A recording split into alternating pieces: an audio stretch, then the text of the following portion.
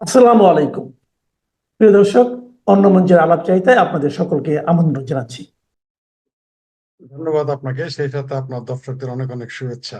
সেনাবাহিনী বাংলাদেশ আওয়ামী লীগ এবং সনাতনীদের হিন্দুদের সঙ্গে ওদের নির্বাচনে কেন্দ্রে যেতে বাধ্য করতেছে, এই কথা যদি প্রমাণ করা যায়, সেনাবাহিনী কপালে খায়। সারা পৃথিবী এই সেনাবাহিনীকে বয়কট করে, এরপর স্যাংশন স্যাংশন জারি হয়ে যাবে। আপনি শুধু এটা আমাকে কেউ একটা ডকুমেন্ট, আমি মামলা করবো গিয়ে আন্তর্জাতিক আদালতে, সোজা হয়ে যাবে। আপনি যেটা বলেন এটা সত্য হলে কারো না কারো কাছে তো ডকুমেন্ট থাকবেই। বাংলাদেশ সেনাবাহিনী না এটা যদি করে, তাহলে সর্বশেষ তাদের কপালে নিজেরাই কোরাল মারবে। পায় না মানুষ তো পায়ে কোরাল মারে।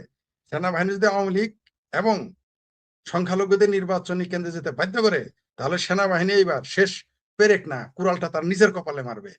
ইলেকশনের পরিবেশ তো আপনারা দেখতে পাচ্ছেন, টাকার সরাসরি বিভিন্ন জায়গায় মারামারি কাটাকাটি। গাজীপুরে 5 জায়গায় শুনেছি তাদের ইলেকশনের কাগজপত্র ব্যালট বাক্স যায় নাই। মুন্সিগঞ্জ রণক্ষেত্র, চারিদিকে যে কোনো সময় যে কোনো কিছু ঘটতে পারে। নির্বাচনের ময়দান আলাদা যুদ্ধের ময়দান। এই যুদ্ধে কেউ কাউকে ছাড় দেয় না।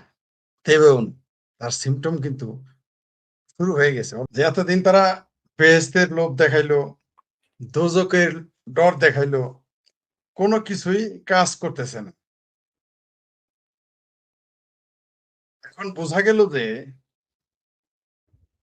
বাঙালি বেহেশতের লোভেও লোভী হয় না, বেহেশতের লোভে ভোট দেয় না, তারপর দোজকের ডরেও তারা কোনো মার্কায় ভোট দেয় না, এটা প্রমাণ হয়ে গেছে। তার কারণেই আল্লাহর আইন, আল্লাহর শাসন, সৎ লোকের শাসন কায়েম করার জন্য মাশাআল্লাহ এবার টাকার বস্তা ব্রিফকেস নিয়ে নামছে। কারণ বিকাশ এই 2 দিন নাকি কাজ করবে না বলে শুনেছি। তো এরা দেখবেন একটা ফতোয়া দিয়ে দিবে এখন। এই যে টাকা এরা যে দিতেছে ভোটের জন্য, দেখবেন ফতোয়া বের করে ফেলবে। কারণ বাংলাদেশের যারা আছে এরা ইসলামকে, এই জামাত ইসলাম বলেন, হেফাজতে ইসলাম বলেন, মানে যে সমস্ত দলের নামের আগে ইসলাম পরে ইসলাম, এরা দেখবেন এই পেয়ারা পাকিস্তানিরা এবার ফতোয়া বদলে ফেলবে। যে কোন এরা এখন ফতোয়া খুঁজতেছে কোন ফতোয়াতে এটা হালাল করা যায়। ওই যে ছোট্ট একটা, আমি দুঃখিত একটু ভিন্ন বিষয় যুক্ত করার জন্য, মানে 1 মিনিটের একটা গল্প বলি। এক কাক, কবুতর আর চড়াই পাখি জালে তো আটকে গেছে। তো কবুতরও চিকরা করতেছে, চড়াই পাখিও চিকরি করছে, চেঁচাচ্ছে। সর্বনাশ, জীবন তো আর বাঁচবে না। এই দুইজনের চিকরি দেখে কাকও জোরে জোরে কা কা করতেছে। চড়াই পাখি আর কবুতর বলে, এই কাক, তোর চিৎকারে তো আমার এমনি মারা যাবো কতক্ষণ পরে, তোর চিৎকারেই তো মারা যাইতেছি আগে। তা আমার করে নয় এটা জবাই করে খাবো, আমরা চিৎকার করতেছি কান্দতেছি, তোর সমস্যা কি, তুই চিৎকার করিস কেন? কাকে কয়, আরে গাধা, চড়া আর কবুতর, এটা যে কার জাল, তাই কার ফাঁদ কার জাল তা কিন্তু জানোস না, বুঝে কার জাল, কটে মৌলবীর জাল। কোন ফতোয়াতে আমার আগে খাবো তারপরে তোদের খাবে। তো এই হচ্ছে আমাদের বাংলাদেশ। মৌলবীরা কোন সময় ফতোয়া দিয়ে চড়াই পাখি খাবে আর কোন সময় যে কাক খাবে আর কোন সময় কবুতর, আপনি বুঝতে পারবেন না। এরা এতদিন সৎ লোকের শাসন, আইন কানুনের জন্য চিৎকার চেঁচামেচি করলো, এখন দেখে যে আল্লাহর ডর দেখাও কাজ হয় না। এমনকি ভগবানরাও একটু নিয়ে আসছিল, 300 ভাগের 1 ভাগ ভগবান নামায় নিয়ে আসছিল হিমালয় পর্বত থেকে। একজনকে তারা নমিনেশন দিয়েছে কৃষ্ণ নন্দী নামে, নামটা খুব সুন্দর, হিন্দু ধর্ম অনুসারে কৃষ্ণ নন্দী জামাতের সাংসদ হতে চায়। তো 300 ভাগের 1 ভাগ ভগবান নামায় আনছে, আর 299 হচ্ছে আল্লাহ। তো দেখলো তাও তো কাজ হইতেছে না, তখন টাকার বস্তা নিয়ে গেছে। সবচেয়ে মজার বিষয় কি জানেন, এই টাকার বস্তা নিয়ে এবার জামাতেরা 2 রকম বক্তব্য দিচ্ছে, পড়বেন আর হাসবেন। মানে কমেডি, মানে জামাত যে কত বড় মিথ্যুক এবং মুনাফেক, টাকা নিয়েও তারা বাটপারি শুরু করছে। একটা ভিডিও কে যেন আমার পাঠাইছে একটু আগে, আমি বাসে ছিলাম, নামার পরে দেখলাম আর কি। দেখি যে দৌড়াইতেছে একজন, টাকা দিয়ে ধরা পড়তে গেলে সাংবাদিক এবং এলাকার পাবলিক দৌড়ানি শুরু করে দিছে। সম্ভবত এটা সিরাজগঞ্জ বগুড়ার এলাকার হবে। দৌড়াদৌড়ি শুরু করে দিয়েছে। জামাত না সৎ লোকের আইন কায়েম করতে চায়, সৎ লোকের শাসন। এরা যে টাটকা মুনাফেক, টাটকা বাটপারা, এরা ভাবছে মধ্যপ্রাচ্য থেকে জাকাত আনবে, আর America, Japan, Australia, Canada, London, UK থেকে বা জার্মানিতে যে সমস্ত জামাতের লোক থাকে তাদেরকে হাদিয়া দিচ্ছে, তাদেরকে লেভি দিচ্ছে, ওই টাকা খরচ করে তারা চালচালায় ক্ষমতায় চলে যাবে। আমি আপনাদের আগেও বলেছি, এখনো বলি, ভবিষ্যতে বলবো। নির্বাচনের ময়দান আলাদা যুদ্ধের ময়দান। এই যুদ্ধে এই যুদ্ধে কেউ কাউকে ছাড় দেয় না, দেবেও না। তার সিম্পটম কিন্তু শুরু হয়ে গেছে। অলরেডি আপনার সাথে আমার অফ দ্য রেকর্ডে যেটুকু কথা হয়েছে, এটা কিন্তু একটা, আপনি ঠিকই বলেছেন যে এটা একটা সিম্পটম, এটা কিন্তু একটা মেসেজ যে জামাত তোমাকে কিন্তু ব্রহ্মপুত্র নদীতে চোয়ানো হবে। জামাত সাদা শকুন সবিগুর তোমাকে কিন্তু যমুনাতে চুবানো হবে, বা হেফাজত চরমনাই তোমাদের কিন্তু মেঘনাতে চুবানো হবে। এগুলোই কিন্তু মেসেজ। এটা আমরা আগেই বলেছি। দেখবেন টাইম যত যাবে তত জামাতের জন্য, এই 24 ঘন্টার মধ্যে জামাতের জন্য আরো দুর্বিষহ হয়ে উঠবে প্রতিটা মিনিট। একজন শিক্ষক ৭৪ লাখ টাকা বা ৭৮ লাখ টাকা কোত্থেকে পাইলো? নাকি আলাদিনের চেরাগ পেয়ে গেছে? একজন শিক্ষকের পাশে, আচ্ছা এই দেখেন বললাম তো বাটপারি যে তারা কেমন। প্রথমে বললো এটা ষড়যন্ত্র, এখন বলতেছে শিক্ষকের টাকা। তাহলে ওদের কথাতেই ওরা তো ধরা পড়ে, ওরা যে বাটপার, ওরা যে টাটকা শয়তানের দল, টাটকা মুনাফেকের দল প্রমাণ হয়ে যাচ্ছে। তো মিডিয়াতে ওইটাই দেখবেন, একবার বলবে ষড়যন্ত্র, আরেকবার বলবে তা টাকা, কয়দিন পরে বলবেন বললাম তো কতক্ষণ পর ফতোয়া নিয়ে আসবে কতক্ষণ পরে। তারপরে ভাগ্যিস বলে নাই যে এটা ভারতের ধরিয়ে দিয়েছে। জিজ্ঞেস করেন যে জামাত ক্ষমতা আসলে তার অসুবিধা নাই, তাহলে আওয়ামী লীগ নির্বাচন করলে তাদের এত অসুবিধা কেন? তার অসুবিধা না থাকতে পারে, আমাদের অসুবিধা আছে। আমরা যারা বাংলাদেশের নাগরিক তাদের অসুবিধা আছে। সারাকুকের নাও থাকতে পারে, কারণ সারাকুকের স্বার্থ হচ্ছে বাণিজ্যিক, তার হচ্ছে ভূ রাজনৈতিক সম্পর্ক। কিন্তু আমাদের দেশের সাথে তো আমাদের রক্তের, মাংসের, হৃদয়ের সম্পর্ক, জীবনের সম্পর্ক, সম্ভ্রমের সম্পর্ক, সম্মানের সম্পর্ক, ইজ্জতের সম্পর্ক আমাদের জন্য যায় আসে। আমরা জামাতকে ক্ষমতায় আসতে দেও না, প্রশ্নই আসে না। যেতটুকু তারা করতেছে সুদূর বুদুর করতে, সরি আপনার এখানে এই সমস্ত শব্দ উচ্চারণ করা নিষেধ। যে সমস্ত বদমাইশি তারা বাটপারি করতেছে, এটা কাদের ইশারায় করতেছে আমরা জানি। এই বাংলাদেশ থেকে আপনি জামাত ক্ষমতায় আসলে কোনো সমস্যা নাই, আপনার কাছে হইতে পারে সারা কুক পারা কুক, কারা কুক যারা কুক তাদের সমস্যা না হইতে পারে, আপনার আমার সমস্যা আছে, বাংলাদেশের মুক্তিযুদ্ধের পক্ষের মানুষের সমস্যা আছে। তিনি এটা বললেন, তিনি এটা কেন বললেন না যে আওয়ামী লীগ নির্বাচনে গেলে তার কি সমস্যা? আপনার তার যেমন আওয়ামী লীগ নির্বাচনে আসলে যেমন সমস্যা আছে, তার যেমন আওয়ামী লীগ ক্ষমতায় গেলে সমস্যা আছে, তেমনি আমাদের জামাত ক্ষমতায় গেলেও সমস্যা আছে। আমরা মুক্তিযুদ্ধ বিরোধী শক্তিকে ক্ষমতায় আসতে দিব না। প্রশ্নই আসে না, যে জনগণ তো ভোট দিবেই না। ওই কুক ফুক টুক টুক যাই বলেন, ওই ওয়াকার বলেন, ইউনুস বলেন, কারো বাবার ক্ষমতা থাকলে ক্ষমতায় বসিয়ে টিকে থাকে দেখে থাকতে বলেন, আসতে বলেন, সমস্যা আছে কিনা ক্ষমতায় বসান, তারপর দেখাইতেছি। এই দেশের সর্বনাশ। এই জন্যই ডক্টর সিরাজুল ইসলাম চৌধুরী এমেরিটাস অধ্যাপক বলেছিলেন যে মৌলবাদ আর জঙ্গিবাদ দুইটা হচ্ছে পরস্পরের বন্ধু। মৌলবাদ, জঙ্গিবাদ এবং সাম্রাজ্যবাদ, পুঁজিবাদ, এরা পরস্পরের বন্ধু। প্রমাণ হয়ে গেল এই কথা। হঠাৎ করে জামাতে তো ভালো হয়ে গেল। আমেরিকারই তো একটা সংগঠন এখনো তো বলে রাখছে যে শিবির হচ্ছে পৃথিবীর 3 নম্বর সন্ত্রাসী সংগঠন। বলে রাখছে তো পৃথিবীর তিন নম্বর সন্ত্রাসী সংগঠন। তা আমরা তো এই ঘোষণা দিইনি, তারাই তো দিছে। কিন্তু এরাই আবার যখন আওয়ামী লীগ ক্ষমতায় এসে দেখবেন যে এদের দল থেকে নির্বাচন থেকে বের করে দিবে, তখন বলবে গণতন্ত্র খতরে মে। 3% যারা যারা এই দেশের স্বাধীনতা বিরোধী, 30 লক্ষ মানুষ হত্যার সাথে জড়িত, অগণিত নারী বলাৎকারের সাথে জড়িত, তাদের যখন এই দেশের মানুষ বঙ্গোপসাগরে ঝেঁটিয়ে বিদায় করে দিবে চুবাই, তখন বলবে যে গণতন্ত্র খতরে মে। এগুলো আমরা বুঝি। ওনার সমস্যা না থাকুক, আমাদের সমস্যা আছে, মুক্তিযুদ্ধের পক্ষের সব মানুষের সমস্যা আছে। জামাতকে আমরা এই ক্ষমতায় তো দূরের কথা, আগামীতে দেশেও থাকতে দিব না, এটা নিশ্চিত থাকেন। ভাগ্যিসের নবী রাসূল ঘোষণা করে নাই, দেবতা ঘোষণা করে নাই, ভাগ্যিসের জাতিসংঘের মহাসচিব ঘোষণা করে নাই, আমেরিকার প্রেসিডেন্ট ঘোষণা করে নাই, তাই না? আমার তো এখন তাই মনে হইতেছে। ওইটাও ঘোষণা করতে বলেন। আমার ভাবির ফোলাদের আরো কিছু ঘোষণা করতে বলেন।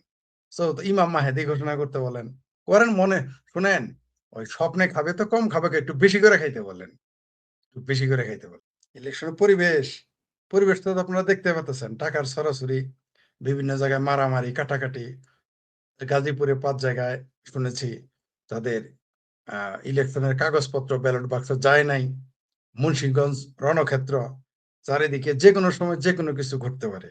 এই দেশে অনেক শব্দ আছে উচ্চারণ করা যাবে না, ওগুলো ঘটে গেলে তখন আবার আপনাকে সহ আমাকে সহ ওই মামলার আসামি করবে। এমন কিছু ঘটতে পারে, অনেক কিছুই ঘটবে, ঘটতে থাকবে।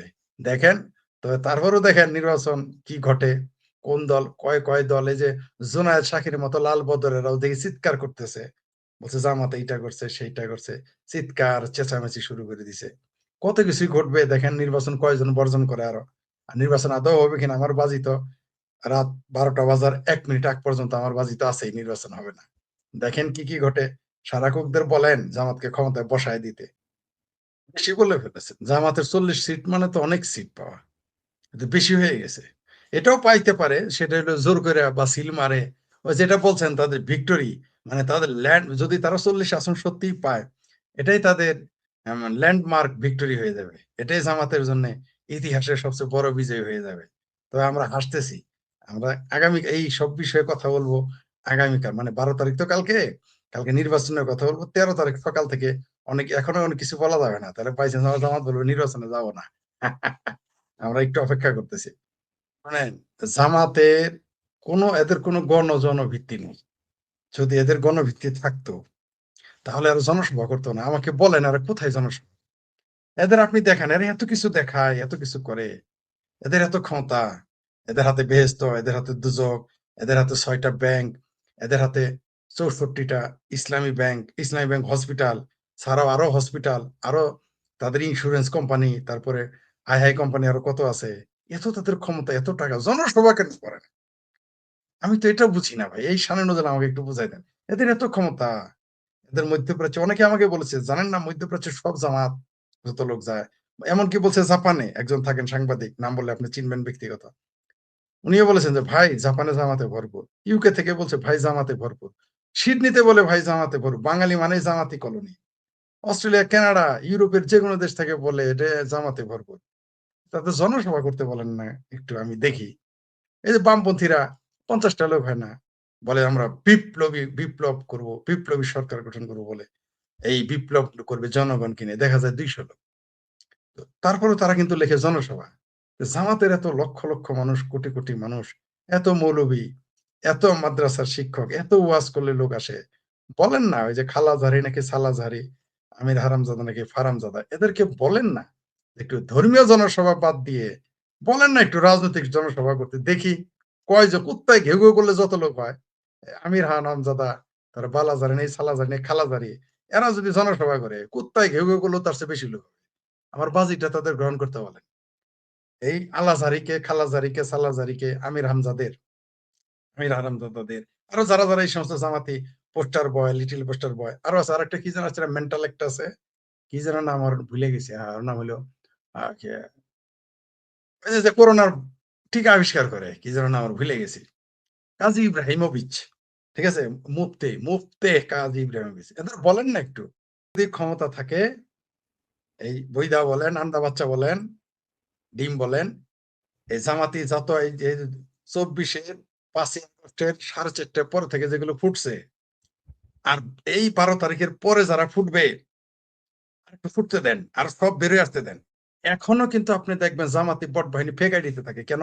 এত বড় এদের মুরদ, এত এদের ধার, এত এদের ক্ষমতা, এত এদের যোগ্যতা জামাতের, বট বাহিনী আত্মগোপনে থাকে কেন? এদের সব ফেকাইডি কেন? আমরা যুদ্ধ ঘোষণা করেছি নাম দিয়ে, ছবি দিয়ে, সবকিছু পরিচয় দিয়ে। তারা পারে না কেন এত হিম্মত? তারা নিজেদের পরিচয়টা দিতে পারে না যে জামাতের কর্মী, শিবিরের কর্মী। ঠিক আছে? এরা সাহসই পায় না বলতে। এদের এত গ্রহণযোগ্যতা, তো এরা বলে না কেন? এদের ফেক আইডিতে কেন থাকতে হয়? এরপর 12 তারিখের পরে আবার লুকাবে।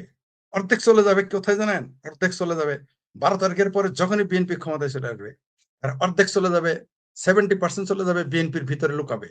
আর 30% আওয়ামী লীগের ভান ধরে ভিতরে আবার ফেক আইডিতে তারা কথা বলবে। আমরা জানি। এদের চরিত্র আমরা চিনি। এত তো মুনাফেক। এদের কোনো গ্রহণযোগ্যতা মানে নাই। এদের বিএনপিতে গ্রহণযোগ্যতা বোধহয় এখনো 20 ভাগ গুপ্ত জামাত আছে বিএনপির ভিতরে। আরো বেশি। আওয়ামী লীগের মধ্যে 20% এখনো লুকায় আছে। আওয়ামী লীগের মধ্যে এখনো 20% গুপ্ত জামাত আছে। কথাবার্তায় দেখবেন কেউ বলবে, ভাই মৌলবীদের সমালোচনা করিও না, অমুক সংগঠনের সমালোচনা করিও না। এরাই তো গুপ্ত জামাত আওয়ামী লীগের ভিতরে এখন আছে। মৌলবীদের সমালোচনা করবো না মানে? এই মৌলবীর তো 71-এ আমাদের মা বোনদের আওয়ামী লীগের ধর্ষণ দিচ্ছে। ভোটাররা কি করবে আপনার কি ধারণা? আওয়ামী লীগের ভোটাররা ঘরে ঘুমাবে, তাদের যাইতে হবে কেন? আর যদি বাধ্য করে যাইতে, তাহলে ভিতরে গিয়ে ডাবল সিল মেরে আসবে অথবা পকেটে করে গেলে নিয়ে আসবে, নিয়ে চলে আসবে, সোজা হিসাব। ৩-৪টে সিল মেরে দিবে এবং সেটা মনে রাখবে, তার সিরিয়াল নাম্বার থাকলে মনে রাখবে, ওগুলো মনে রাখবে যে আমরা যখন কাউন্ট করবে তখন আমরা বলবো এই ভোট তো হয় নাই, এই ভোটে তো ৩-৪টে সিল মারা আছে, ভোট বের করো। প্রিয় দর্শক, আপনার ধন্যবাদ আপনাকে বাড়ি ভাই, আপনি আসলে একজন বিজ্ঞ মানুষ, মনে করে দেওয়ার জন্য ধন্যবাদ। প্রিয় দর্শক, আপনারা যাবেন গিয়ে ৩-৪টা সিল মারবেন আর সিরিয়াল নাম্বারটা মনে রাখবেন। আচ্ছা, আপনার সিরিয়াল নাম্বার তো অবশ্যই মনে থাকবে, কারণ আপনি ভোটার কত তো জানি। আপনি এসে বলবেন যে আপনার ভোট তো ছিল, পরে বলবেন যে ৩টা তো সিল মারছেন, ওটা ভোট কাস্ট করলো কেন? তাহলে ওরা ধরা পড়ে যাবে। ও মানে আপনারা ২-৩টা করে সিল মেরে পাস করে দিবেন, কারণ সিল মারতে তো আর দেখবেন না একটা মারছেন না দুইটা, সব জায়গায় সিল মারবেন একবারে। হ্যাঁ না, বাপ্পারাজের হ্যাঁ না ভোটে একবার সিল মারবেন, হ্যাঁ এবং না দুইটাতেই মারবেন। আবার এইদিকে ধানের শীষ, দাঁড়িপাল্লা, কুত্তা, বিড়াল, শিয়াল, ইন্দুর যা আছে সবগুলোর মধ্যে ২-৩টা সিল মেরে আসবেন, বাস করে দিয়ে আসবেন। আর যদি সম্ভব হয় সিরিয়াল নাম্বার লাস্ট, অন্তত সিরিয়াল নাম্বার লাস্ট ডিজিটটা মনে রাখার চেষ্টা করবেন, তাহলেই খেলা জমে যাবে। আওয়ামী লীগকে যদি বাধ্যই করা হয় নির্বাচনে যেতে, তো একটা বৃহত্তর না, আমি মনে করি তারা যদি একজন আওয়ামী লীগ কিভাবে জামাতকে ভোট দিবে? এটা কি সম্ভব? সম্ভব না। যে আওয়ামী লীগ জামাতে ভোট দিবে সে তো আওয়ামী লীগ হইতে পারে না, প্রশ্নই আসে না, প্রশ্নই হইতে পারে না। কারণ ওই বিলাইয়ের উপরে রাগ করে তো ভাত খাওয়া বন্ধ করে দিতে পারেন না। জামাতকে আপনি কোন যুক্তি, আমাকে যদি জোর করে আমার গলায় ছুরি নিয়ে যায় ভোট দিয়ে দিতে, আমি কি জামাতকে ভোট দিব? হয় ভোট নষ্ট করবো, না হলে অন্য যে কোনো জায়গায় ভোট। জামাতকে তো কোন আওয়ামী লীগের লোক, মুক্তিযুদ্ধ পক্ষের লোক তো জামাতকে ভোট দিতে পারে না, কোনো যুক্তিতেই না, কোনো যুক্তিতেই না। আমি ব্যাখ্যা করলাম না, কোনো যুক্তিতেই এটা হইতে পারে না। যদি বাধ্য করে, সবচেয়ে ভয়টা না যাওয়া, আপনি যাবেন না, কেন ভোট দিতে যাবেন? আর এই কথা যদি সত্য হয়, তাহলে বাংলাদেশ সেনাবাহিনীর কপালে খারাপই আছে, খুব খারাপই আছে। এদের কপালে কি খারাপ হয়? প্রথমে মিশনটা বন্ধ হবে, যে তেল চালাইয়া তেল তেলা টাকা পাওয়া, তেল চালাইয়া মিশন যাওয়া, আর তেল চালাইয়া টাকা আনা, এটা কিন্তু বন্ধ হয়ে যাবে, লিখে রাখেন। এই কথার যদি কোনো রকম প্রুফ থাকে, সেনাবাহিনী বাংলাদেশ আওয়ামী লীগ এবং সনাতনীদের, হিন্দুদের সঙ্গে ওদের নির্বাচনে কেন্দ্রে যেতে বাধ্য করতেছে, এই কথা যদি প্রমাণ করা যায়, সেনাবাহিনী কপালে সারা পৃথিবী এই সেনাবাহিনীকে বয়কট করে, এরপর স্যাংশন জারি হয়ে যাবে। আপনি শুধু এটা আমাকে কেউ একটা ডকুমেন্ট, আমি মামলা করবো গিয়ে আন্তর্জাতিক আদালতে, সোজা হয়ে যাবে। আপনি যেটা বলেন এটা সত্য হলে কারো না কারো কাছে তো ডকুমেন্ট থাকবেই। বাংলাদেশ সেনাবাহিনী না এটা যদি করে, তাহলে সর্বশেষ তাদের কপালে নিজেরাই কোরাল মারবে। পায় না, মানুষ তো পায়ে কোরাল মারে। সেনাবাহিনী যদি আওয়ামী লীগ এবং সংখ্যালঘুদের নির্বাচনী কেন্দ্রে যেতে বাধ্য করে, তাহলে সেনাবাহিনী এইবার শেষ পেরেক না, কুড়ালটা তার নিজের কপালে মারবে। নিশ্চয়ই থাকেন, এই বাংলাদেশ সেনাবাহিনীর উপরে স্যাংশন আসবে। আমেরিকাটা ইউরোপীয় ইউনিয়ন স্যাংশন দেবে, ওটা কেমন টাকাবে? আমেরিকা না হয় দিল না, ইউরোপীয় ইউনিয়ন বা অন্যান্য সংগঠন তো স্যাংশন দিবে। কোন আইনে আপনি মানুষকে ভোট দিতে বাধ্য করাবেন? আপনি একদিকে আওয়ামী লীগকে নির্বাচন করতে দিবেন না, আবার নির্বাচনে যেতে বাধ্য করবেন। ফাজলামি করার আর জায়গা নাই, না? বাংলাদেশের মানুষ এগুলো মনে রাখতে আছে। আমরা ওইগুলো খবর পেয়েছি যে সেনাবাহিনী এগুলো করতেছে, জামাত এগুলো করতেছে, বিএনপি করতেছে। কিন্তু যদি সত্যি তারা এটা করে, এর জন্য তাদের দে হ্যাভ টু পে। এরা হইলো বাঙালের হাইকোর্ট দেখাইছে অথবা কানারে হাইকোর্ট দেখাইছে, কিন্তু বাঙাল এখন আর কানা নাই। বাঙালের হাইকোর্ট দেখালেও কাজ হবে না, বাঙাল সব বুঝে। বাঙাল এখন বাঙাল নাই, বাঙাল অনেক কিছুই বুঝে। ওই যে এরা যে দেখাইছে এত গরিব, ওই শুনলাম যে মানে বিষয়টা এরকম, কাউরে তো এখন পারলে একটু টাকা পয়সা, আমরা জমি ঘর বাড়ি ঘর বিক্রি করে তাদের যদি দেই, তাদের একটু উপকার হয় আর কি। এত গরিব তারা। আবার আমার এক ভাবির পোলা গাড়ি চালায় ১ কোটি টাকা ১.৫ কোটি টাকা দামের, তারা দেখেছে তাদের নাকি আয় রোজগার হলো ১৫ লাখ। তো ১৫ লাখ টাকা মানে কোঞ্চের চেয়ে বাঁশ বড় না বাঁশের চেয়ে কোঞ্চে বড়, এটাই তো এখন বুঝতে পারতেছি না। ঘটনাটা কি? যে তার আয় হইলো ১৫ লাখ, গাড়ি চালায় ৮০ লাখ, ৫০ লাখ, ১ কোটি, ১.৫ কোটি টাকা দামের ১৫০ গাড়ি বহর নিয়ে যায়। মানে ৫ তারিখের আগে তার গ্রামের বাড়ি ছিল, তার বাড়িটা ছিল সবচেয়ে দুর্বল, সবচেয়ে মানে একেবারে ভঙ্গুর বাড়ি। আর এখন তারা বলে তাদের বাড়িটা সবচেয়ে বড় বাড়ি। এগুলো বদমাইশি তা আমরা জানি। আমরা না, শুধু জনগণও জানে। এগুলো হিসাব হচ্ছে, সব হিসাব একেবারে পাই করে নেওয়া হবে। বাংলাদেশের জনগণকে তো বোকা মনে করেন না। ১২ তারিখের পরেই খেলাটা দেখতে থাকেন কি কি ঘটে, এবং তারপরে আবার কি কি ঘটে নির্বাচনে যদি হয় আর কি। তারপরে নির্বাচনের পরে আরো কি কি মজার জিনিস ঘটে, টুইস্ট আছে অনেক, দেখতে পারবেন। তবে খুব ভালো হয়েছে, ৫ তারিখের পরে জামাতি শিবিরের হেফাজতের আন্ডা বাচ্চারা ফুটে গেছে।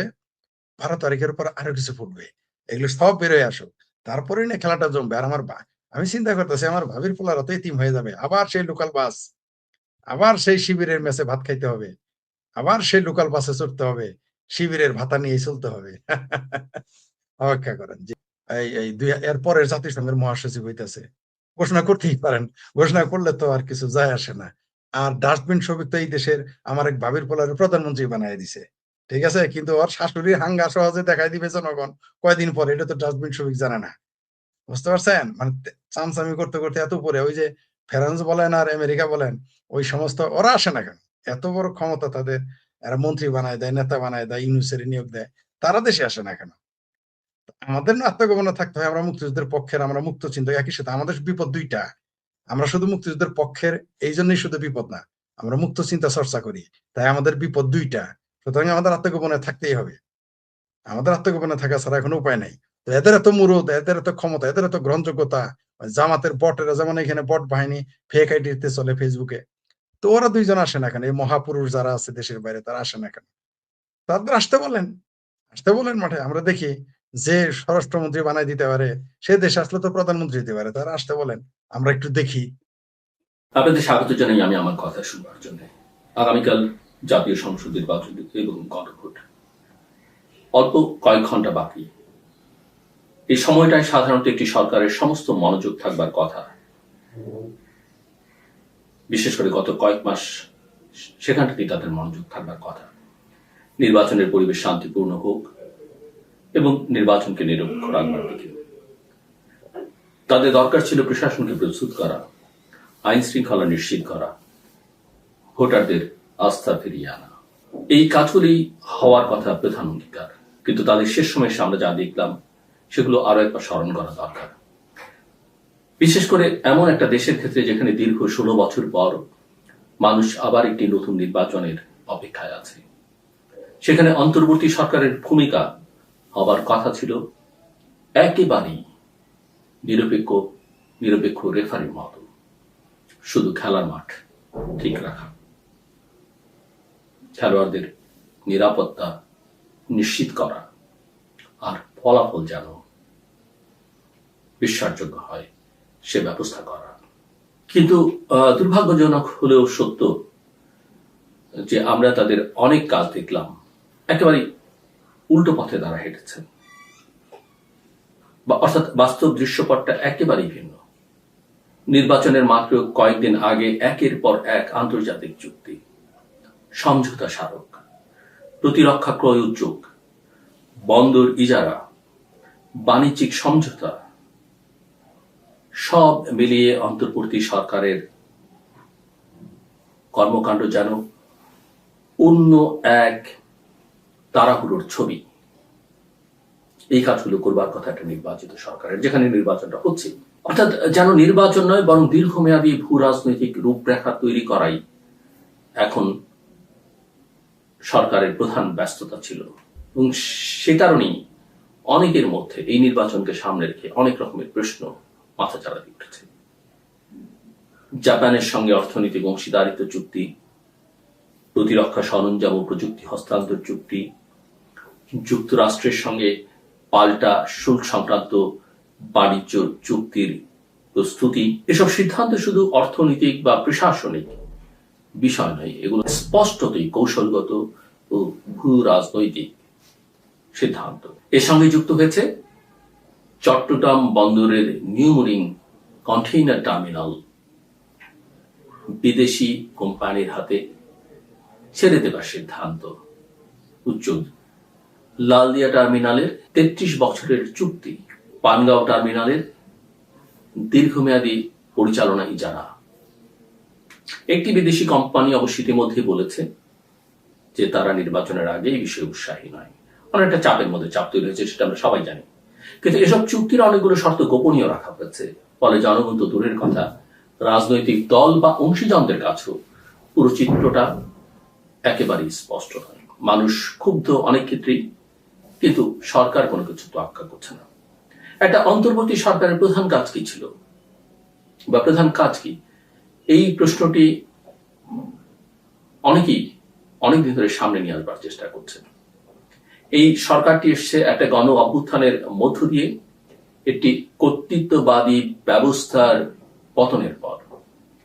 মানুষের প্রত্যাশা ছিল রাষ্ট্রের ভেতরের দুর্নীতিগ্রস্ত কাঠামোটা ভেঙে ফেলা, প্রশাসনকে রাজনৈতিক প্রভাবমুক্ত করা, বিচার ও জবাবদিহির সংস্কৃতি প্রতিষ্ঠা করা এবং একটি বিশ্বাসযোগ্য নির্বাচনের পথ তৈরি করা। কিন্তু বাস্তবে যে চিত্র আমরা দেখলাম বা যে চিত্র এখনো দেখা যাচ্ছে, তাতে মনে হচ্ছে রাজনৈতিক সংস্কারের তুলনায় এই সরকারের প্রধান আগ্রহ ছিল ভূরাজনৈতিক চুক্তিকে প্রাধান্য দেওয়া, এবং সরকার সেটাকে সবচেয়ে বেশি অগ্রাধিকার দিয়েছে। তফসিল ঘোষণার পর এমন দীর্ঘমেয়াদী ও কৌশলগত সিদ্ধান্ত নেওয়া একটা অন্তর্বর্তীকালীন সরকারের জন্য আন্তর্জাতিকভাবে স্বীকৃত কোনো গুড প্র্যাকটিস নয়। কারণ এ ধরনের সিদ্ধান্তের প্রভাব থাকে 20, 30 বা 40 বছর পর্যন্ত। এগুলো কেবল প্রশাসনিক সিদ্ধান্ত নয়, এগুলো রাষ্ট্রের কৌশলগত অবস্থান নির্ধারণ করে। সবচেয়ে বড় কথা হচ্ছে যে এই সব সিদ্ধান্তটা রাজনৈতিক সরকারের পক্ষে, নির্বাচিত সরকারের পক্ষে বদল করাও ঝুঁকিপূর্ণ তাদের রাজনৈতিক স্বার্থে। কিন্তু প্রাথমিক অবস্থায় এই আলোচনাগুলো করলে তারা কোনটা করা দরকার, কোনটা করতে পারবেন, কোনটা করতে পারবেন না, সেটা তারা নেগোশিয়েট করতে পারতেন তাদের মতো করে। কিন্তু তার সিদ্ধান্ত হয়ে যাওয়ার পরে সেটাকে বাতিল করা কিন্তু একটা রাজনৈতিক সরকারের জন্য কঠিন হবে, কারণ তখন তার বৈদেশিক সম্পর্কের উপরে সেটার একটা নেতিবাচক প্রভাব ফেলবে। ফলে এই ধরনের সিদ্ধান্ত নেবার নৈতিক এবং রাজনৈতিক অধিকার এই সরকারের ছিল না। এটা কেবল থাকে যারা কেবলমাত্র জনগণের ভোটে নির্বাচিত, সেই ধরনের একটা সরকারের এই অধিকারটা থাকে। এবং এই প্রেক্ষাপটে বন্দর ইস্যুটি সবচেয়ে বেশি বিতর্ক তৈরি করেছে। চট্টগ্রাম বন্দর বাংলাদেশের অর্থনীতির প্রাণকেন্দ্র। বাংলাদেশের প্রায় 90% আমদানি রপ্তানি এই বন্দর দিয়ে হয়। সেই বন্দরের একটি লাভজনক টার্মিনাল বিদেশি প্রতিষ্ঠানের হাতে তুলে দেওয়ার প্রক্রিয়া নিয়ে যখন শ্রমিক, ব্যবসায়ী এবং বিশেষজ্ঞদের আপত্তি রয়েছে, তখন নির্বাচনের মাত্র কয়েকদিন আগে তা চূড়ান্ত করবার তাড়াহুড়ো স্বাভাবিকভাবেই সরকারের উদ্দেশ্য নিয়ে প্রশ্ন তৈরি করেছে। যদিও শেষ পর্যন্ত সেটা হয়, আমি আগেই উল্লেখ করেছি, বা হচ্ছে না কেন আপাতত সেটা আমি আগে উল্লেখ করেছি। আমরা দেখলাম যে শ্রমিকরা কর্মবিরতিতে গেছেন, বন্দর কার্যক্রমে অচলাবস্থা তৈরি হয়েছে, কিন্তু সরকার পিছিয়ে আসবার কোন লক্ষণ কিন্তু দেখায়নি। উদ্যোগটা এসছে, সিদ্ধান্তটা এসছে অন্য পক্ষ থেকে।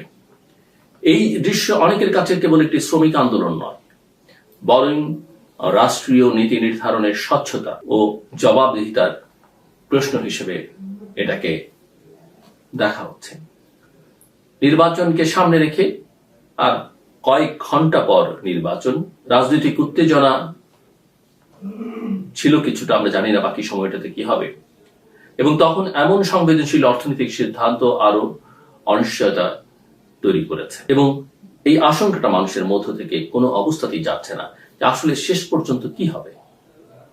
এবং এর পাশাপাশি প্রতিরক্ষা খাতে একাধিক বড় ক্রয় উদ্যোগের আলোচনা আমরা দেখেছি। চীন, পাকিস্তান, তুরস্ক, যুক্তরাষ্ট্র, ইউরোপ বিভিন্ন উৎস থেকে যুদ্ধ বিমান, ড্রোন, হেলিকপ্টার, সাবমেরিন কেনার উদ্যোগ। এসব প্রকল্পের আর্থিক পরিমাণ বিপুল, এবং সেগুলোর অর্থাৎ এই প্রকল্পগুলোর দীর্ঘমেয়াদী কৌশলগত প্রভাবও অত্যন্ত গভীর।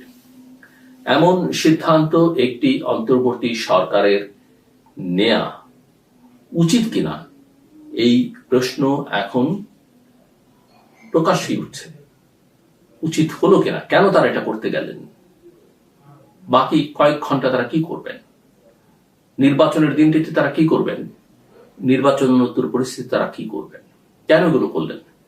আরেকদিকে আরেকটা প্রশ্ন আনি আমি আলোচনায়, ভিসা সংকটের চিত্র কিন্তু দেশের সামগ্রিক বাস্তবতা তুলে ধরছে। বিদেশে পড়াশোনা বা কাজের জন্য যেতে চাওয়া বহু বাংলাদেশি এখন ভিসা জটিলতায় পড়ছেন। ভুয়া কাগজপত্র, অবৈধভাবে থেকে যাওয়ার প্রবণতা, অবৈধভাবে বিদেশে গিয়ে রাজনৈতিক অস্থিরতা, সব মিলিয়ে অনেক দেশ বাংলাদেশিদের ক্ষেত্রে সতর্কতা বাড়িয়েছে, এবং এর ফলে সৎভাবে বিদেশে যেতে চাওয়া মানুষও বাধার মুখে পড়ছেন। মধ্যপ্রাচ্যের শ্রমবাজার সংকুচিত, ইউরোপ, আমেরিকায় ভিসা পাওয়া কঠিন, নতুন গন্তব্যেও সুযোগ এখন অনেক অনেক অনেক সীমিত। এই বাস্তবতা আসলে রাষ্ট্রের সামগ্রিক অবস্থার প্রতিফলন। প্রফেসর ইউনূসের সরকারের সময় এটা কেন হলো, এটা একটা বড় প্রশ্ন। যখন একটা দেশের অভ্যন্তরীণ রাজনৈতিক অর্থনৈতিক পরিস্থিতি অনিশ্চিত থাকে, তখন তার প্রভাব পড়ে আন্তর্জাতিক সম্পর্ক, ভিসা নীতি, বাণিজ্য ও কূটনীতির উপর। তাই দেশের ভেতরের গণতান্ত্রিক স্থিতিশীলতা কেবল অভ্যন্তরীণ রাজনীতির বিষয় নয়, এটি নাগরিকদের বৈশ্বিক সুযোগ সুবিধার সঙ্গে সরাসরি সম্পর্কিত। এখানেই আরেকটি গুরুত্বপূর্ণ প্রশ্ন উঠে আসে, এই ধরনের চুক্তিগুলো রাজনৈতিক দায় কে নেবে? আমি খানিকটা আগে ইঙ্গিত করছিলাম, অন্তর্বর্তী সরকার তো স্থায়ী নয়, নির্বাচনের পর নতুন সরকার আসবে। যদি নতুন সরকার এসব চুক্তি নিয়ে প্রশ্ন তোলে, সংশোধন করতে চায় বা বাতিল করতে চায়, তখন আন্তর্জাতিক অঙ্গনে কি ধরনের সংকট তৈরি হবে? এতে কি রাষ্ট্রের বিশ্বাসযোগ্যতা ক্ষুণ্ণ হবে? হবারই তো কথা। আর যদি নতুন সরকার এসব চুক্তি বহাল রাখতে বাধ্য হয়, তাহলে কি সেটি জনগণের ভোটের মাধ্যমে গঠিত সরকারের স্বাধীন সিদ্ধান্ত গ্রহণের ক্ষমতাকে সীমিত করে দিবে না? আমার তো ধারণা সেটা দেবে। সব মিলিয়ে যে প্রশ্নটি এখন সামনে আসছে তা খুব সরল। অন্তর্বর্তী সরকারের অগ্রাধিকার আসলে কি হওয়া উচিত ছিল? নির্বাচন, সংস্কার ও গণতান্ত্রিক রূপান্তর, নাকি দীর্ঘমেয়াদী আন্তর্জাতিক চুক্তি? গণ অভ্যুত্থানের পর মানুষের প্রত্যাশা ছিল একটা স্বচ্ছ, জবাবদিহিমূলক এবং নৈতিকভাবে উচ্চ মানদণ্ড স্থাপনকারী সরকার। কিন্তু যদি সেই সরকার গোপনীয় চুক্তি, তাড়াহুড়ো করে নেওয়ার সিদ্ধান্ত এবং দীর্ঘমেয়াদী কৌশলগত প্রতিশ্রুতির পথে হাঁটে, তাহলে গণ অভ্যুত্থানের নৈতিক ভিত্তি প্রশ্নের মুখে পড়ে। এতে একটি বিপজ্জনক নজিরও তৈরি হতে পারে। যে কোনো অস্থায়ী বা অনির্বাচিত সরকারও যদি নিজেদের মেয়াদের শেষ প্রান্তে দাঁড়িয়ে দীর্ঘমেয়াদী রাষ্ট্রীয় সিদ্ধান্ত নিতে থাকে, তাহলে ভবিষ্যতের গণতান্ত্রিক কাঠামো দুর্বল হয়ে পড়বে এবং হয়তো সেরকম একটা পরিস্থিতির দিকে আমরা যাচ্ছি। এই অবস্থায় সবচেয়ে যৌক্তিক পথ হতে পারত সব বড় এবং দীর্ঘমেয়াদী চুক্তি স্থগিত রেখে একটি বিশ্বাসযোগ্য নির্বাচন সম্পন্ন করা এবং পরবর্তী নির্বাচিত সংসদের হাতে এসব সিদ্ধান্তের দায়িত্ব তুলে দেওয়া। কারণ রাষ্ট্রের কৌশলগত ভবিষ্যৎ নির্ধারণের অধিকার শেষ পর্যন্ত জনগণেরই, এবং সেই অধিকার প্রয়োগের একমাত্র পথ হল নির্বাচন। নির্বাচনের আগের এই দিনগুলো বা এই কয়েক ঘন্টা সময় শুধু ভোটের দিন গোনার সময় নয়, বরং রাষ্ট্রের দিক নির্দেশনা নিয়ে গভীর প্রশ্ন তোলার সময়। এই প্রশ্নের উত্তর শুধু একটি সরকারের নয়, পুরো রাজনৈতিক ব্যবস্থার বিশ্বাসযোগ্যতার সঙ্গে জড়িত। যদি এই সময়টায় ভুল বার্তা যায়, তাহলে তার প্রভাব শুধু এই নির্বাচনেই নয়, আগামী বহু বছরের রাজনীতি, কূটনীতি এবং অর্থনীতিতেও পড়ে থাকবে। তাই শেষ মুহূর্তের তাড়াহুড়ো আর নয়, এখানে প্রয়োজন ছিল সংযম, স্বচ্ছতা এবং গণতান্ত্রিক দায়িত্ববোধের এক দৃশ্যমান উদাহরণ। এবং আমি বলতে বাধ্য হচ্ছি, সেই উদাহরণ তৈরিতে বর্তমান সরকার চরমভাবে ব্যর্থ হচ্ছে।